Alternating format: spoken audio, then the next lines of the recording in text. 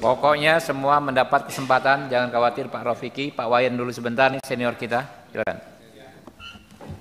Assalamualaikum warahmatullahi wabarakatuh. Salam sejahtera bagi kita semua. Om Swastiastu, Namo Buddhaya, salam kebajikan. Pak Jaksa Agung beserta jajaran, tapi lebih penting lagi pimpinan Komisi 3 beserta anggotanya yang saya hormati. Luar biasa semangat RDP kali ini. Pak Jaksa Agung, saya melihat dari beberapa survei tentang penegakan hukum, kejaksaan kok selalu menunjukkan tren meningkat dari tahun ke tahun ini. Tolong jelaskan kenapa bisa begitu. Kedua, kalau saya jujur, saya harus berani mengatakan bahwa saya harus mengapresiasi langkah-langkah Bapak yang berkaitan dengan kasus timah, mafia peradilan, kasus korupsi, kasus kekerasan. Dan saya merasakan suasana di Kejaksaan Agung seperti itu mulai menjalar ke daerah-daerah. Saya Dapil Bali, Pak. Saya dulu pengacara LBH, saya pengacara ICW. Tidak suka memuji-muji pejabat, itu tidak suka. Tapi saya sampaikan informasi bahwa rekam jejak Bapak itu kayaknya udah sampai ke daerah-daerah. Saya nggak tahu Kajati Bali ada di sini apa enggak. Waduh, nggak enak ini memuji di depannya, Pak. Jadi begitu turun, koruptor ditangkap. Yang celaka lagi, bendesa adat kita ditangkapin juga. Luar biasa ini Jaksa Tinggi Bali ini. Tadi ada pernyataan bahwa di Papua kalau ada jaksa-jaksa bagus itu perlu dapat promosi. Bukan hanya di Papua, Pak. Di tempat-tempat lain yang berprestasi juga perlu dong, juga termasuk Bali memang kalau dinilai baik tanpa harus mencampuri, kenapa tidak? Karena itu pertama kali orang-orang Bali kaget kok bendesa adatnya ditangkap. Ini luar biasa beraninya Jaksa Tinggi Bapak itu. Yang berikutnya, saya sebenarnya ingin menyampaikan 8 hal, tapi 4-5 hal sudah diulang dan diulang. Tapi tetap saya garis bawahi lagi, karena itu penting, Pak. Pertama tentang Satgas Mafia Tanah, Pak. Supaya tidak latah dan tidak menjadi basa-basi, saya ingin Satgas yang Bapak bentuk itu tetap ada dan tetap menyampaikan perkembangannya termasuk kepada Komisi 3. Yang kedua, Gakumdu sudah disinggung juga. Yang ketiga mengenai pemberantasan mafia pengadilan, hanya satu yang ingin saya pastikan, Bapak bisa nggak menjelaskan uang 1 triliun itu milik seorang atau milik 2 orang, bahkan bisa milik puluhan orang tapi ditaruh di sana.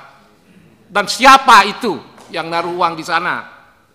Mohon dijelaskan, Bapak punya Jaksa Agung Muda Intel yang luar biasa, pasti tahu uang itu siapa saja. Karena zaman sekarang nitip-nitip uang seperti itu tuh biasa, Pak. Dan kalau Bapak bisa menjelaskan ini, luar biasa reputasi kejaksaan bertambah dan bertambah lagi, Pak. Yang berikutnya, nah ini, tadi sudah disinggung Tom Lembong dan berulang-ulang, dan sejujurnya Pak, saya jadi agak bingung itu. Tom Lembong begitu dapat simpati, tapi Jaksa Agung kita juga luar biasa hebat. Tapi di medsos kan ada tuduhan politisasi hukum, kriminalisasi hukum, kan ada itu. Nah tadi Pak Beni sebenarnya kalau boleh saya simpulkan, dia bicara objektif, tapi sekaligus membuat tantangan buat Bapak. Tidak mengkritik, tidak menyentil, malah dibalik, Pak. Bapak dibebani, Pak. Luar biasa Pak Beni itu. Maksud saya begini, Bapak pasti masih ingat rekam jejak Jaksa Agung Suprapto, dan saya baca bukunya dengan baik. Saya juga baca bukunya Baharudin Lopa. Kali ini saya berhadapan dengan Bapak, saya harap Bapak tidak kalah reputasi dengan mereka.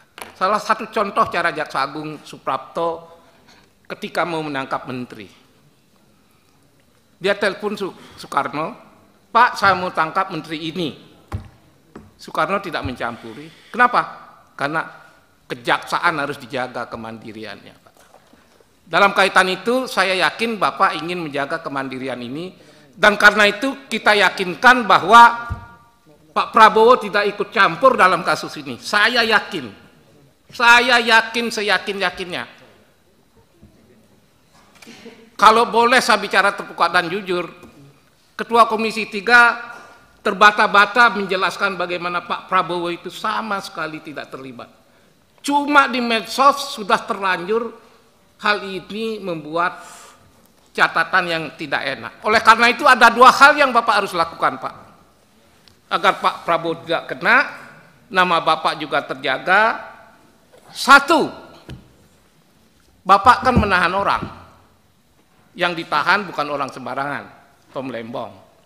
Kalau menahan itu kan harus ada dua alat bukti. Buka, Pak, alat buktinya, Pak. Bapak jangan terlalu irit bicara begini, sementara medsos bicara luar biasa banyak. Kedua, kan Bapak lebih tahu dari saya, Pak. Kalau yang namanya perkara korupsi, tindak pidana korupsi, pasal korupsi itu kan ada unsur-unsurnya. Jadi Bapak tidak hanya perlu menjelaskan dua alat bukti ke masyarakat, jelaskan unsur-unsurnya bahwa memang betul-betul itu terbukti. Tapi kalau karena beberapa kekeliruan, lalu dua alat bukti itu tidak memadai dan lemah, unsur-unsur nggak terbukti, SP3 juga bisa mengatasi masalah. Karena undang-undang membolehkan itu, Pak.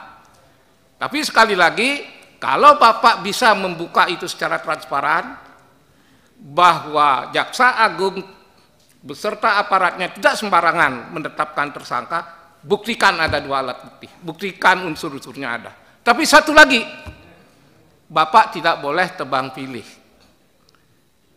Jangan nyasar Tom Lembong saja, harus berlaku adil pada semua pelaku. Kira-kira begitu ya, Pak ya. Maaf, ini kalau saya memberanikan diri supaya clear, karena Bapak orang baik, Tom Lembong juga orang baik. Maka harus ada transparansi di antara masyarakat agar masyarakat nggak bingung. Yang berikutnya, ada satu poin tapi terdiri dari 3 unsur. Apa itu? Penyelamatan uang negara dan mengembalikan kerugian negara, Pak. Di seberang saya ini ada Kepala Badan Pemulihan Aset. Ada Jam Datun, ada Jam Intel.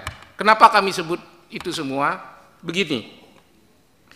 Bukankah tugas pokok Bukankah salah satu tugas penting dari kejaksaan itu memberantas korupsi, Pak? Bukankah memberantas korupsi tugas yang paling penting adalah mengembalikan kerugian negara? Karena menghukum orang zaman sekarang yang terlibat korupsi itu sudah tidak mempan, Pak. Ketika mereka disuruh mengganti uang atau menjalani hukuman, tren yang sekarang itu mereka menjalani hukuman. Kenapa? Isu yang beredar yang belum tentu benar, tapi harus ditunggu kebenarannya. Ternyata mereka yang menjalani hukuman itu punya tempat kos di dekat LP, sehingga dia tidak merasakan sakitnya di penjara. Tapi sekali lagi, ini kita tidak boleh sembarang tuduhan. Apa yang ingin saya katakan di sini? Kerugian negara, keuangan negara harus dipulihkan. Melalui apa? Ini kan ada Badan Pemulihan Aset, Pak. Kalau ini dimaksimalkan, kan akan sesuai dengan tujuan bagaimana korupsi itu mengembalikan keuangan negara. Yang kedua, jika Jam Datun diberdayakan, kenapa tidak didorong melakukan gugatan-gugatan? Gugatan apa? Ya terhadap para koruptor. Kalau bekerja sama dengan Jaksa Agung Muda bidang Intel, pastilah bisa mengetahui kemana aset-aset negara itu disembunyikan. Kalau ini yang bisa kita katakan, maka tujuan Bapak memberantas korupsi, memulihkan kerugian negara, mudah-mudahan makin hari makin bertambah. Tapi kalau saya ngomong begini bukan berarti saya mengabaikan bahwa kejaksaan, tadi disinggung, sudah banyak sekali mengembalikan kerugian negara melebihi apa yang dikerjakan KPK. Sekali lagi, Pak, apa strategi Bapak ini, apa terobosan Bapak ini, Selain yang saya sebutkan tadi, lalu bagaimana tanggapan terhadap hal yang saya katakan tadi? Apa terobosan dan strategi Bapak untuk mengalihkan keuangan negara agar dalam waktu dekat negara membutuhkan uang yang begitu banyak, Bapak bisa membantunya dengan baik. Terima kasih. Terima kasih Pak Wayan. Kita perpanjang dulu ya, karena ini sudah jam 4, 1 jam cukup ya. Ya, terakhir ya, jam 5 biar karena waktunya. Pak, kalau Pak JA atau mau ada ini dulu? Ya, nggak ada masalah ya. Jadi kita jam 5 ya, kita perpanjang 1 jam ya. Pak, siapa tadi yang Pak Rofiki? Tadi udah. Pak Rofiki. Terima kasih pimpinan dan anggota Komisi 3 yang saya hormati, Pak Jaksa Agung beserta jajaran yang saya banggakan. Saya tidak panjang lebar karena tadi semua yang saya sampaikan sudah disampaikan oleh senior-senior yang lain. Ini terkait dapil saja Pak Jaksa Agung. Kebetulan saya juga belum kenal sama Ibu Kajarinya. Bu, izinkan Bu, saya Muhammad Rofiki dari Kalsel 1. Ya.